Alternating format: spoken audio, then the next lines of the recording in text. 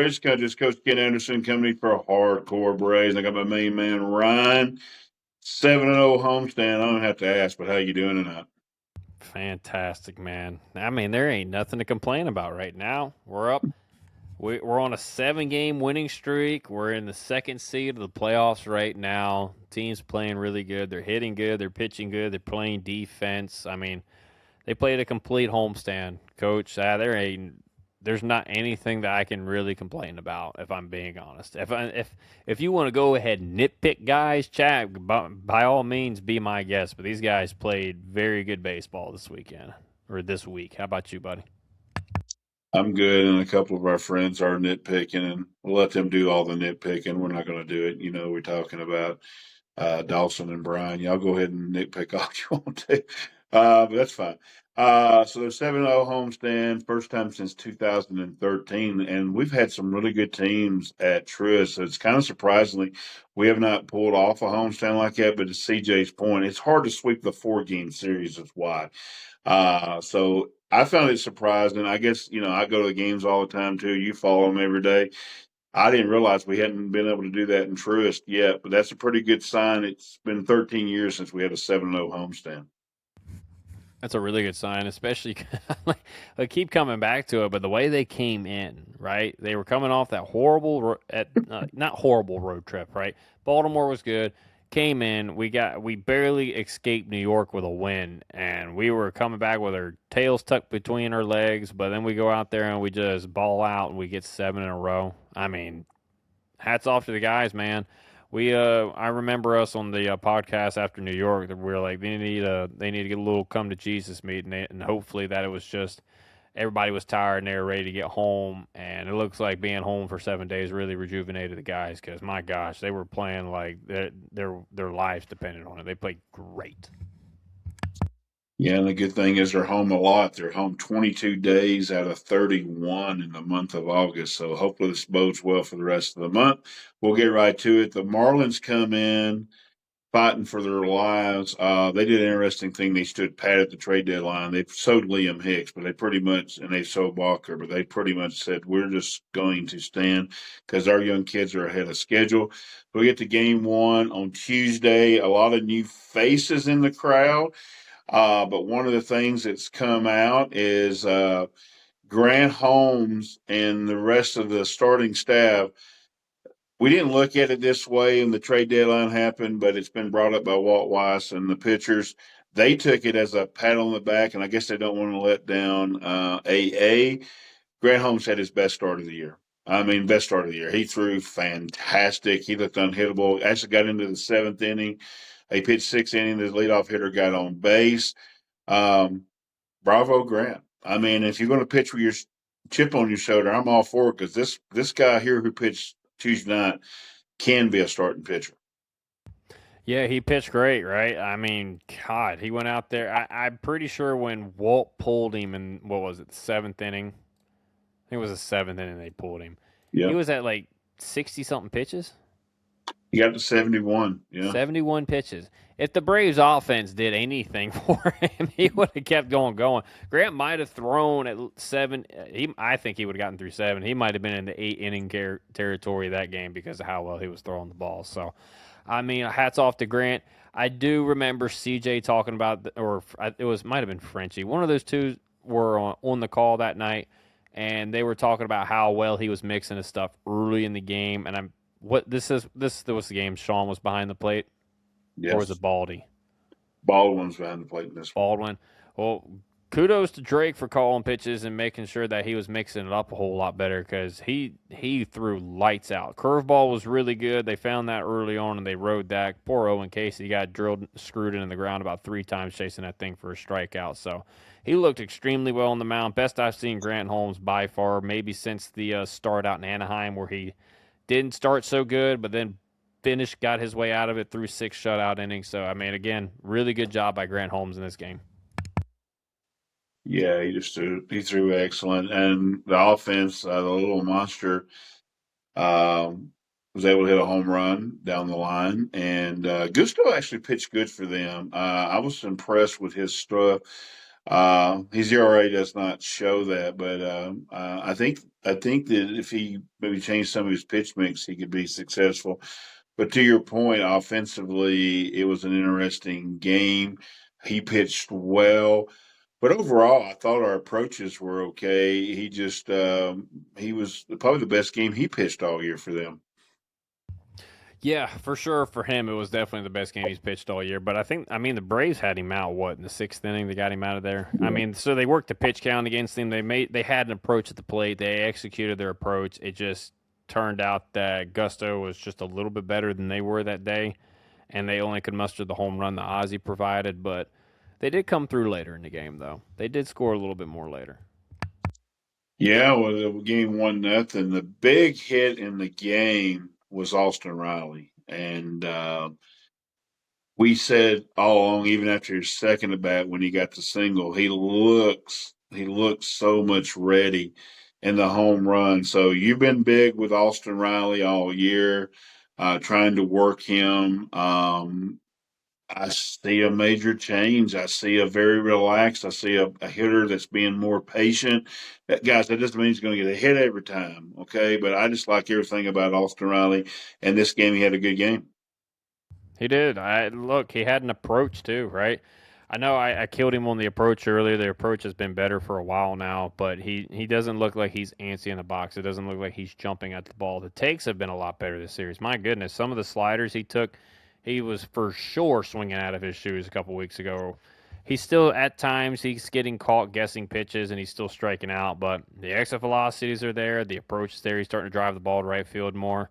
And this is the game that I pointed out to you that he wasn't, because both his hits this game were on breaking balls.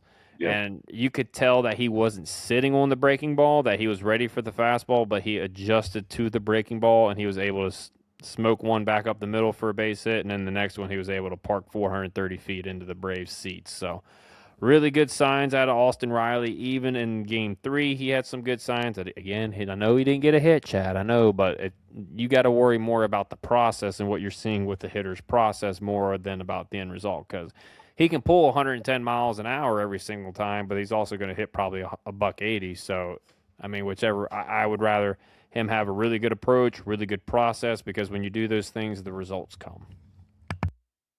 Yeah, I agree. And there's a lot we want to talk about on the backside just as far as totality. So, bullpen come in. I mean, best bullpen in the league. So if we got a 4-run lead or a 3-run lead, I never think we're going to lose a game after 7. Doesn't matter who is in the game. And I don't care who it is. I mean, I feel like that with a 4-run lead, I can't see anybody giving up multiple runs. And if they do, we always have somebody to come in behind it. Do you feel the same way? I mean, if we get a 3-run lead in the 7th inning, game's over, really, to be honest with you. Yeah, I mean, it's you're pretty confident when you roll into that bullpen. It doesn't matter what arm Walt really brings out right now when you have a lead. Because look, you're not going to see Mr. Suter very often when the Braves have a lead, or Mr. Danny Young when they have a lead. But every guy that they're rolling out right now, when you have a lead, they have the ability to just put guys away. Whether it's strikeout, whether it's getting the weak contact to get the double play, and they execute their pitches extremely well. They're very few and far between. I know Dylan Lee and Iggy have been getting hit around a little bit, and they've been walking the guys a little bit more than they have been. But for most of the year, they're limiting hard contact and they're limiting their walks, and that was my biggest thing for the pitching staff as a whole is to limit walks, and they've done a really good job of that lately. They really have. And real quick, this isn't really the games, but me and you talk about it, and it looks like, and Walt talked about in the press, he's got 2 sets of closers here. He's linking Lee and Iglesias together, and he's linking Dylan Dodd and Fuentes together. That's also formidable in the fact that any night we can close the ball game. And you got to remember Suarez should come back. Me and you've been getting worried. This will be a spot we can talk about Robert. Good news with Walt Weiss. He finally said something positive that he felt like he looked feeling better. And I expect him to be back around Labor Day myself. What about yourself getting Robert back? Do you also see the same thing, how he's linking the 2 ends of the game with 2 different sets of pitchers? Yes, 100%. He's been definitely linking those guys. You've talked about it for a long time now, especially with Dylan and Diddy or Didi, excuse me. They've been linked to the hip ever since Dodd's come back from the stress reaction in his back. Yeah. They've been one comes in, the other one comes in right behind him. And the same thing with Dylan Lee and Rosell Iglesias. They've been linked at the hip as well for the entire year. The only time was when Suarez was here, and he hasn't been here for quite some time. So they're really good. I really like that you pointed that out because it's very, very noticeable. We just don't notice it for whatever reason, which is kind of odd. I will say Mr. Suarez, I think will be, I don't know if he's going to be back around Labor Day. I think probably a little bit later into September just because they're going to want him to throw 15 feet a few times, pain free. Then they're going to bump him to 30. Then he's got to throw that a few times. Then it's 45. Then it's I think it's 60. Then 75, and then 90. Once you get to that 90 mark, then that's when they go, okay, then you get on the bullpen. And then they start doing bullpens, then live arm, then rehab assignments. So it's still a long ways to go for Robert, but he's finally on the right track. He didn't have pain throwing today, so that is a very good sign. That means we can at least look forward to seeing him hopefully again in September at some point, but still a long ways to go for Robert. But bullpen is in a very good shape as long as we stay healthy. Yeah, I mean, when I'd say mean on Braves, I mean, I think he'll be back where we see him around the ballpark and throwing. So, to your point, I don't think there's any rush. They keep this lead. They may keep him out the rest of the year, to be honest with you. There don't be no rush to bring him back whatsoever. That's the reason why I don't think there's a rush to bring Swelly back. I think they're going to let Swelly take his time and be able to pitch in the postseason. So, to get to game two, uh, the most likely candidate to be the number two starter is Bryce Elder, because if you go all the way back to August, that's a year sample size. Bryce has been the second best pitcher overall. I don't think a lot of us realize that. I know me and you do. Since August, and Bo brought it out in his video, he had the 21 straight starts that were great. He had the four starts in the middle that were June, and then they gave him the rest. Then he come out of that, pitched a kind of a funky start. Then he had three. This will be the third start in a row. He is the most likely to take the ball right now in a game two start, and he threw excellent in this game. He threw 7 innings and just unhittable. And I think he could have finished the game if they wanted him to, but there's no reason to push him because, as Walt said, he hadn't had that many ups getting up on the mound. But what do you think about Big Texas? Big Texas has been big, right? I mean, look, even going back to last year when we just needed arms to go out there and take the bump every fifth day because we were running out of starting pitching options. He's filled a very big need for this team, and he started figuring some stuff out last year. He went to the off season, worked with Greg Maddux, developed the cutter. He's got even better. Look, chat, you got to stop putting everything into just a certain sample size that fits your narrative on whether a player is good or whether a player is bad. You have to look at everything as a whole. Yes, Bryce was really bad from the second half of 23 all the way up until the second half of 25. That is a large sample size. But you can also see the adjustment in the repertoire and how he's attacking hitters differently now. And that has been playing for a pretty good large sample size over the course of a year now. So you can nitpick whichever one you want, but you got to stop going in there and saying, well, these four starts were horrible. Well, I can also go through every single hitter in our lineup and find a stretch where they were worse than the replacement level player out there. It's baseball. It happens. I promise you, if we DFA'd Bryce Elder today, there are 29 other baseball teams, including the Los Angeles Dodgers, that will pick up Bryce Elder right now because they know he is valuable and he's pitching extremely well. So I don't understand the nitpicking. I know y'all love to do it. I know some of y'all just love being right, even though there's no need to be right. You want your guys to do good. I would rather say I think somebody's horrible and I don't think they're going to be a good player and them come out and prove me wrong because that's benefiting the Atlanta Braves. And that means I get to benefit as a fan as well. So I don't understand that. Big Texas has really improved a lot. He's developed a lot.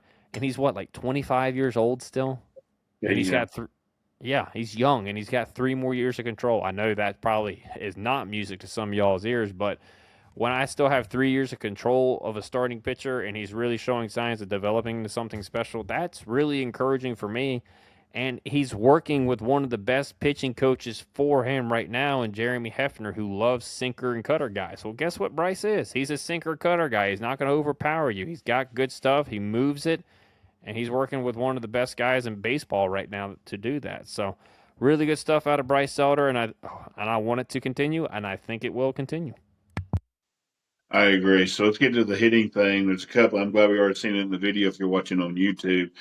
It's the fact of Ronald Acuna and Austin Riley Williams, like they get going, it's right. So let's get the two big moments in this game for them.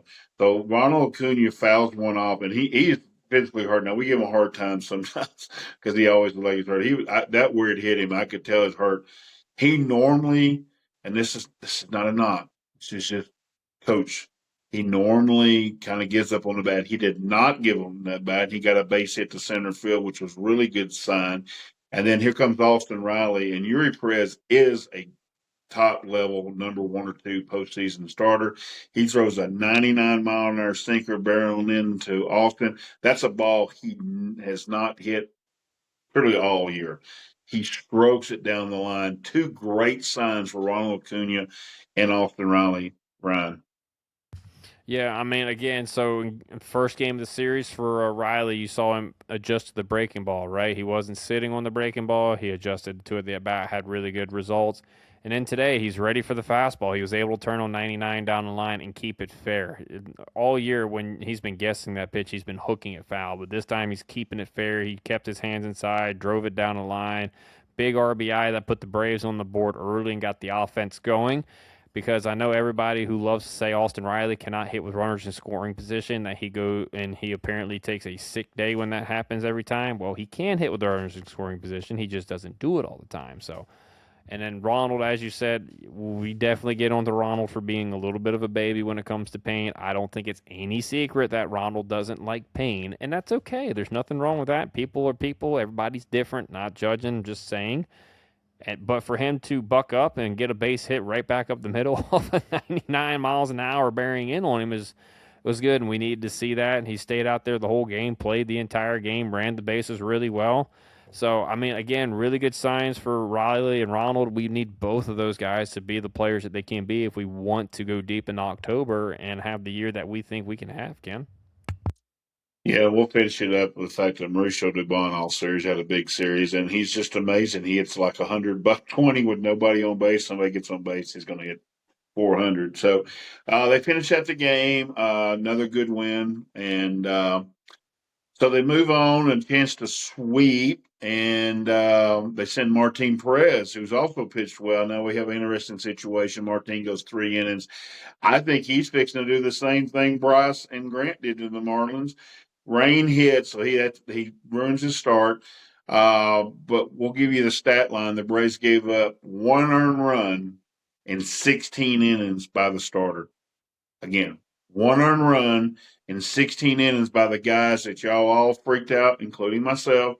We need a number two starter, and maybe we still do. We won't find out to the postseason. That's a hell of a job by the three guys that everybody kind of threw under the bus Monday night. And I thought Martin was probably going to go 6 or 7 innings as well, shutout ball. How about you? Yeah, I definitely thought 6 or 7 innings were coming the way he was throwing the ball. He's locating well. He's not giving in to guys. That's kind of his MO. He's not going to give in. He's going to make his pitch or he's going to walk you, which is completely fine with me. Martin has got to be that guy. He can't say, here's 97, try to hit it. He's a crafty lefty. So, great signs out of the guys all weekend. I mean, they all pitched really well. We all were questioning, did AA make the right move? Well, early on right now, the results are that he did make the right move. We got a whole nother 4 weeks of the season, or no, we got another 8 weeks left of the season. We got postseason. We're going to see how this plays out. We're going to know pretty quickly, like Alex said. So, again, I'm not making any judgments right now. My judgment early on was I don't think he made the right move. We're going to see if the guys can continue to prove me wrong. I am happy to be wrong in this situation, Ken. I will wear it with pride that I'm wrong, because that means we're doing pretty well and we're going to end up pretty deep in October. So, I will definitely take it. We interviewed Wiley Ballard, and he took the Texas Rangers 2023. I was trying to look for a comp, what Alex was looking at. And me, like you said, me and you will be, and I think all the Braves, even the reporters, the media, the nation, will be gladly to tell Alex, you saw it, we didn't see it, and we went the 2023 Rangers route with two pitchers and a bullpen and a manager who doesn't give a rat's ass to pull a pitcher at all. Walt does not care, just like Bruce Bochy. So we'll say how we scored. Interesting how we got the first two runs. You don't see a lot of this. There was a fly ball by Ronald. He hit the ball well, but the left fielder and the center fielder, and God bless Sanoa, he had a terrible night in center field. They run into each other. The ball hits over. We get a 2-run homer, and then the Rains hit.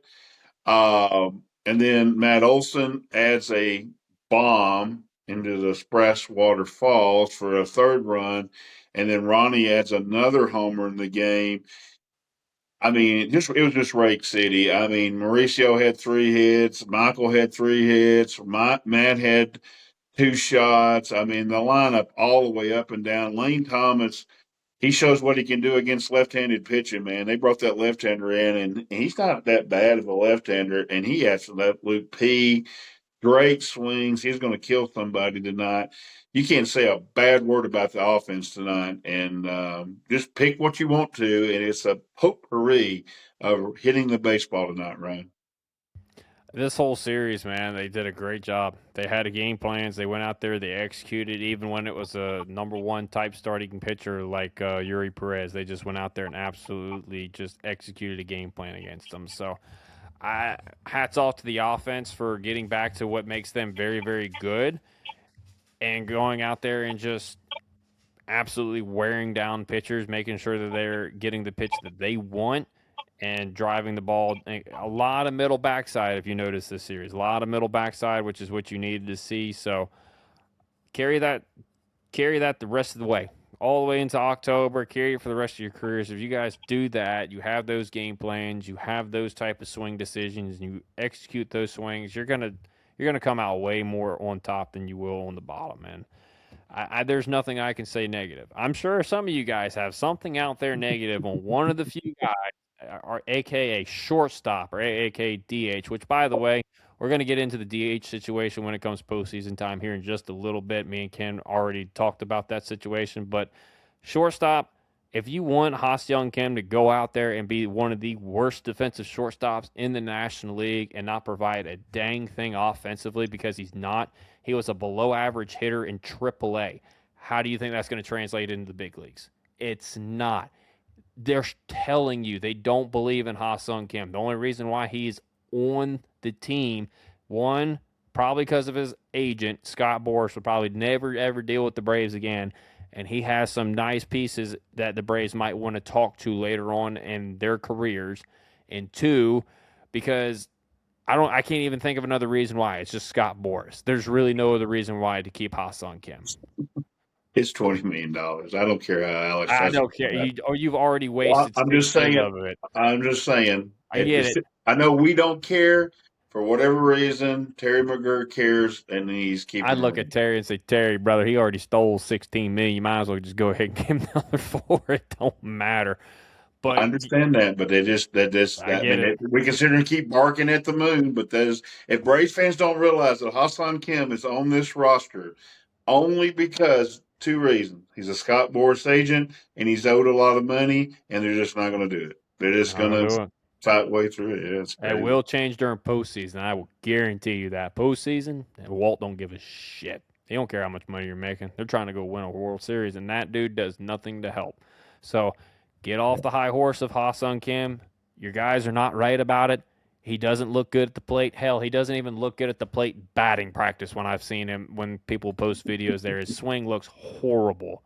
I just I'd rather have Jim Jarvis come up here, who actually has potential to get better and grow as a player and a piece that we can use for a long time here in Atlanta, than give a rental player reps at shortstop when he's not going to get any better.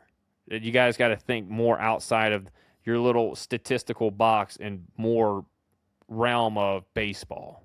Not everything you can fit into a stat sheet. Statistics do help, and they do tell a story of baseball. They don't tell the full version of baseball. Yeah, it just is. And part of the reason we're so excited is on the hip code. We told you, Mr. Jensen Junk, we will win this game 100%. We did. And the reason why this team is better is we drove us batty that Matthew Liberatore stopped us in 2 games before the All Star break, and that's how we knew we were in a slump. Now you know the team is hitting because those kind of guys cannot beat this offense when they're going well and they're going well. Really quick, let's get into the play of the game and the MVP, play of the series, the MVP of the series. We'll start with the play of the series. There's a lot of good moments, but what was your play of the series? There were a lot of good ones. I'm going to go with with the Ronald Acuna Jr. home run off the gloves. I'm going to go with that as my play of the series, just because broke the ice in game 3. Everything was going right for them the first couple games. They had some hard contact outs, and they had a little bit of luck break their way with that one. And then after the rain came, the floodgates opened, literally and metaphorically, because then the Braves just put it on the Marlins after that, Ken. Yeah, I'll go a combo kind of with the same player. I think the hitting the sweeper out and then hitting the 99-mile-an-hour sinker was a great sign for Austin Riley in back-to-back games. I don't expect them to get a hit every game, so I don't panic when they have a game they don't get a hit the next game. So I'll go that. Austin Riley, seeing 2 different pitches he struggled with, hitting both of them out for home runs. You don't have to hit them for home runs. Hit one for the double, I mean. So I'll go with that. MVP of the series. Oh, man, there's a lot of people you can pick from. What do you want to go with? You can take your pick of the litter, but you can. I'm gonna go a combo. I'm gonna say the entire Braves offense because the offense. You could have gone the pitching staff too. Starting pitching was phenomenal. Yeah, like there is not one MVP here. I'm gonna go offense because they have been struggling for a while and the pitching kind of been carrying the load for a little bit. So I'm gonna say the offense, but more specifically, big thick Austin Riley. He had the big he had the big double in game 2. He had a sac fly in game 3, and then we were up 1-0 late. I want to say it was like the 7th or 8th inning when he hit that 2-run homer that gave us some cushion. So I think that was the biggest moment in the series early was that 2-run homer to really create some separation, get the guys going again. So I'm going big thick, Ken. I like it. I'm going to go an interesting one just because I want to use Walt Weiss's comments from this pregame tonight. I'm going to go Mauricio Dubon. Mauricio Dubon is an interesting guy, and let's listen to a guy that you all love. Everybody, I don't hear many negative things. And every once in a while, somebody will spot off about bullpen usage, and to be honest with you, y'all can shove that right up your ass. I'm so sick and tired. I got criticized when I use my pitchers. If you think it's that easy, go out there and you blow a pitching staff up. He's done a hell of a job. That's my rant for tonight. So Mauricio Dubon, they asked him point blank. I think it was Gabe Burns that asked him this: is what do you think about him as far as in the thing? And he first started off, there's not 10 guys in this league, and he kept on going. Then he got to the point, there's nobody like Mauricio Dubon in this league. He literally can play every position at gold glove standard. And I've never seen a guy since probably Dansby was the last one in a Braves uniform with these extraordinary splits. Like nobody on base, you think, man, this guy cannot hit a baseball. And you put anybody on base, and his swing gets middle backside, and he tries to do everything to hit the ball to right field. So I'm going to give him some love. And I agree with Walt Weiss. And this is where we're going to bring up the postseason structure.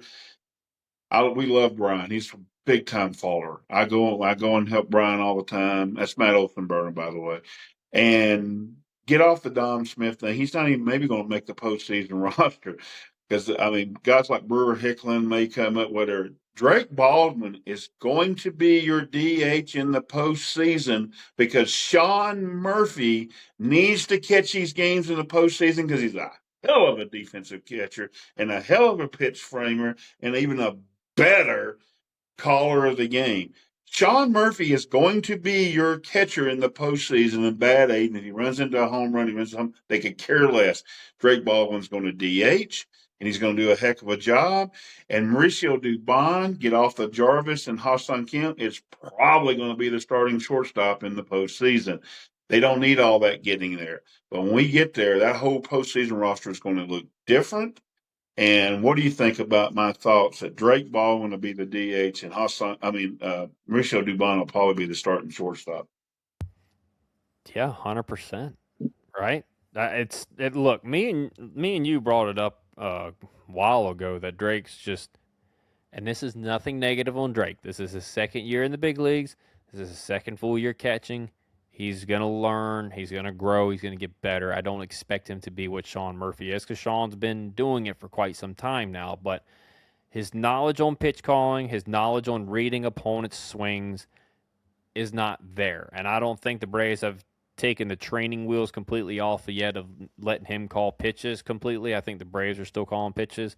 Sean is the one who gets pissed off when the dugout tries to call pitches because Sean knows better than the dugout more times than not. So when Sean's back there, he's calling the game. And there's not many times where you see people shake off Sean Murphy. When somebody shakes Sean more than twice, he's probably going out there to talk to him. So Sean's a better defensive catcher. He's a better blocker. He's a better game caller. He's a better framer. That's not taking anything away from Drake because Drake is a good catcher. He's just not on Sean Murphy's level. And you want that in October when you are facing the Los Angeles Dodgers and when you're facing the Milwaukee Brewers and when you're facing the Philadelphia Phillies. You need that guy back there calling those games and guiding this pitching staff through 9 innings because we only have one number one. I don't know if y'all have noticed, but it's Chris Sale, and then you have the other guys that we were complaining about coming in that are going to be starting some postseason games. And with Sean Murphy might be the biggest difference maker that we could have acquired over any trade is because he can go back there, call a game so well it doesn't matter who's on the mound. So Drake is going to be the DH. There's going to be no Dom Smith. There's going to be no Jorge Soler. There's going to be none of that in the postseason. It's going to be Drake at DH, Sean catching, Dubon at shortstop. Because if everybody's healthy, there's nowhere else to play Mauricio but shortstop. And he is a bat that has earned his right into that lineup. You need that guy with runners in scoring position. He's going to be in the middle of the lineup, and he's going to be playing every postseason game at shortstop. So the Ha-Sung Kim stuff doesn't matter. The DH stuff right now doesn't matter. The Braves are going to win based off of the other 7 guys in that lineup, such as Riley, Ronald, Drake, Murphy, etc. Those guys are going to determine the outcomes of the games offensively more times than just one DH or one shortstop. So, Ken, I'm 100% with you on it. I just wish everybody would let the stuff go because it's complete and utter nonsense. This team is 7-0 right now. We're complaining about a DH and a shortstop. Come on, guys. Yeah, it sounded like we're 25 games up, over 500, and second best record in baseball for a reason. This is a very talented team, and the only platoon we'll have in the postseason is Mike Yastrzemski and Lane Thomas. That's it. All right, so let's get to a huge playoff type series. We got to go up for a 3-game road trip into New York to play the New York Yankees, and they're not throwing anybody. They're throwing 3 number ones. We're getting a whole repertoire. We're getting Max Fried Friday. We get Garrett Cole Saturday. We get Cam Schlittler Sunday. Don't let Andrew pronounce his name. He will butcher that. We're going to throw Tyler Mahle. I'm excited to see him pitch Friday. As a reporter, they went ahead and sent him up there on the plains. He'll be rested. Huge start. I expect nobody to have a bigger chip on their shoulder than Tyler Mahle. So I expect Sean, he will catch because Max Fried's on the mound. Let's see that go into action. Let's see how he throws. His splitter could give the Yankees fits. Their lineup is down. The Yankees are missing Judge, Stanton, and Cody Bellinger. Cody Bellinger is probably the biggest swing and miss for them right now because he was really excellent. And I'm like you, I'm not sure if he's going to make it back. Hopefully for the Yankee fans, he will. Very tough series. Their offense is weird. They got Ben Rice. Jazz Chisholm usually rakes against us. We know Luis Gonzalez, Garcia, and Helio Ramos rake against us. They pick both of those up. What are your overall feel of the Yankee series? It's going to be a tough series in New York. No doubt it's going to be a tough series, but there's a couple things that I think separate the Braves from the Yankees. The Yankees have the starting pitching edge, right? I don't think there's a question about that. But when you're in postseason games, it's going to come down to offensive approach, I think the Braves have done a really good job of that recently, and I don't think the Yankees can say the same. I don't know. I haven't watched a ton of Yankee games, but going based off what you see on X from Yankee fans, it's always something every single night based on the offense. Number two, defense. Our defense is a whole lot better than the New York Yankees. New York Yankees are kind of piecing it together right now. They've talked about Ben Rice possibly catching. They don't know where Garcia is fully going to play. They don't know where some of these guys are fully going to play. So, defense, this is something to keep an eye on for the Yankees, in my opinion. And number three, bullpens. Braves have a way better bullpen now. Ours is going to be a little shot heading into game one, so we're going to really need Tyler Mahle to eat up some innings. Even if we lose game one, if he goes 6 or 7 innings, he saves the bullpen, and that's a big thing for the next two games. I like our pen over theirs. They do have a good one. Fernando Cruz is a really good arm out of their bullpen. He's not even their closer. Bednar's been really good. They have a lefty that we talked about on the hip goal. That's really, really good. You're going to have to go check that out. But kind of in the middle innings, it's not as good. They're really good at the back end. They're kind of not so good in the middle innings. Braves kind of have figured that gap out, and that's where the gap's different. They have Dodd, they have Didi, they have Lee, they have Iglesias, they have Suter who can go in early in the game to get a lefty out if they need to. They just got multiple weapons, or like middle to late innings that I don't think the Yankees have. So I do like us in this matchup, Ken. What I like to see is this is the close to the playoff matchup as you're going to possibly see. We're going to get their big three pitchers. So if you think about a 3-game series or a 5-game series, this is exactly. And my friends up at the Baseball Banner, where I got my start with the podcast, the Big Yankees podcast, they're just winning games 2-0. It's almost like a postseason game. So I like to see how the Braves manufacture it. You got to do that middle backside. We're not talking about bunting still. We're just talking about hitting the ball middle backside. There's a base hit Mauricio had tonight, perfect, where he just went in between the first and second base hole. So it's going to be a tough series, but I'm interested to see how the Braves hitters use it to get ready for the post. This is a good test for them to get ready for the postseason, and also for Walt to manage against a guy who mimics him.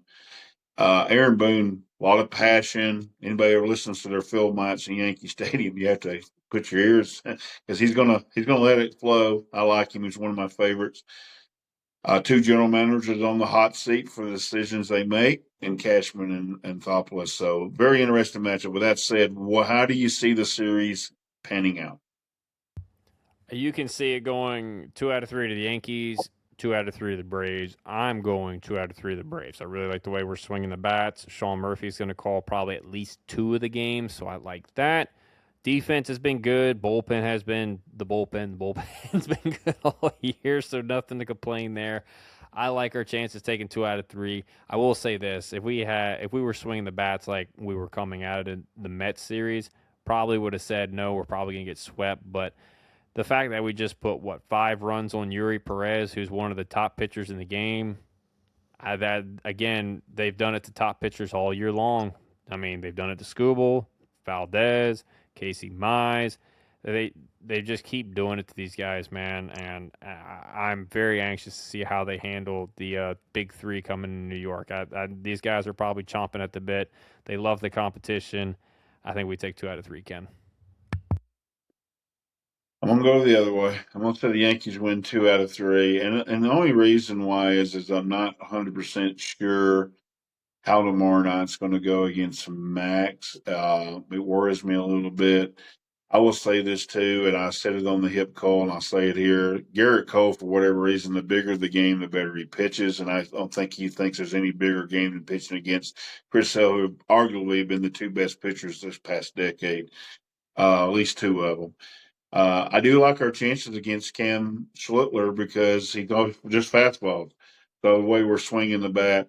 But I'm going to go 2 out of 3 Yankees and hope for the best. And if they do just lose 2 out of 3, I'm not going to be upset. Yeah, I mean, some of y'all are going to fall off the face there, but I'm not because I'm not going to say we can't win a postseason series because the lineup would have been different in the postseason, and so hopefully I'm wrong. So you say 2 out of 3, so somebody's going to have a hot series. Who is that guy who's going to have a hot series?